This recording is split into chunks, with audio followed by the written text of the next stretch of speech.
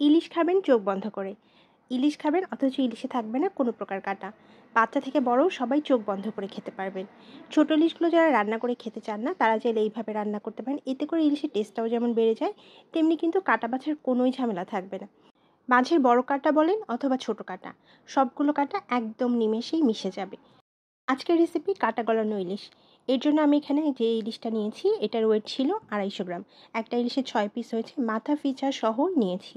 ইলিশগুলোকে প্রতিটা আমি 1 ইঞ্চ থেকে একটু বড় করে কেটেছি, মানে 1.5 ইঞ্চ পরিমাণ করে কেটেছি। ছোট হোক বা বড়, সব ইলিশ আপনি এইভাবেই কেটে নেবেন। এখন আরেকটা প্লেটে আমরা এই মশলাটা তৈরি করে নিব। এর জন্য আমি এখানে 2.5 টেবিল চামচ পেঁয়াজ বাটা দিয়ে দিচ্ছি। এই রান্নায় আপনাকে পেঁয়াজ বাটা ইউজ করতে হবে, পেঁয়াজ কুচি দিলে ভালো লাগবে না। দিয়ে দিলাম 1/2 চা চামচ লাল মরিচ গুঁড়া, 1/2 চা চামচ হলুদ, 1/2 চা চামচ ভাজা ধনিয়া, 1/2 চা চামচ ভাজা জিরা, 1 চা চামচ আদা রসুনের পেস্ট। ইলিশ মাছে খুব বেশি মশলা দিতে হয় না, এতে করে ইলিশের টেস্ট নষ্ট হয়ে যায়। দিয়ে দিলাম 1 চা চামচ লবণ আর দিয়ে দিচ্ছি 1/2 চা চামচ চিনি। দিয়ে দিচ্ছি 1/3 কাপ টক দই। টক দইটা ডিপ ফ্রিজে থাকার কারণে এরকম পাতলা হয়ে গেছে, এতে কোনো সমস্যা নেই, এটা ইউজ করলেও হবে। এরপর দিয়ে দিচ্ছি সিরকা 2 চা চামচ। এই রান্নার জন্য আপনাকে অবশ্যই সিরকাই দিতে হবে। এরপর দিয়ে দিচ্ছি 1 চা চামচ গুঁড়ো দুধ। যেহেতু টক দই এবং সিরকা দেওয়া আছে এই জন্য গুঁড়ো দুধটা অবশ্যই দিতে হবে। এরপর দিয়ে দিলাম 1/2 কাপ তেল। রান্নার জন্য তেলের পরিমাণটা একটু বেশি পরিমাণেই দিতে হবে। আপনি চাইলে এখানে সয়াবিন তেলের পরিবর্তে সরিষার তেল ইউজ করতে পারবেন।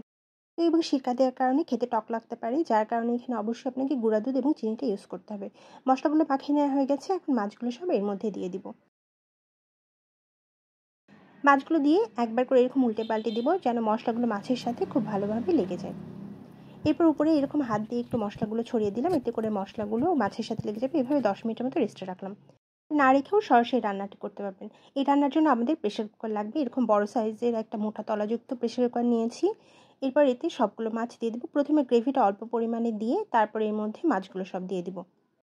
এই রান্নার জন্য আপনাকে অবশ্যই প্রেশার কুকারে ব্যবহার করতে হবে। এখানে পাতিল বা কড়াই এই রান্নাটা কখনোই হবে না। লবণ কম হয়, এখানে আমি আরও 1/2 চা চামচ লবণ দিয়ে দিলাম। এরপর দিয়ে দিব আস্ত কাঁচামরিচ 5 থেকে 6টা। আপনি চাইলে একবারে বাটা কাঁচামরিচও ইউজ করতে পারেন, সেই ক্ষেত্রেও টেস্টটা অনেক ভালো হয়। এরপর এখানে পানির পরিমাণটা একটু বেশি দিতে হবে। আমি এখানে 4 কাপ পানির পরিমাণ দিয়ে দিচ্ছি।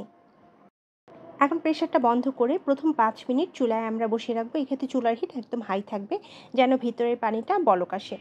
এরপর চুলা একদম লো ফ্লেমে দিয়ে রান্না করতে হবে এবং এই প্রেশারে কোনোভাবে সিটি হওয়া যাবে না, জাস্ট এরকম একটা শস্য শব্দ করবে। এভাবে 1.5 ঘন্টার মতো রান্না করেছি। 1.5 ঘন্টা পর চুলা বন্ধ করে চুলার উপর বসিয়ে রেখেছি প্রেশার সিটি বের হওয়ার জন্য। একদম ভালোভাবে সিটি বের হওয়ার পর প্রেশারের মধ্যে কিন্তু অনেক পানি আছে।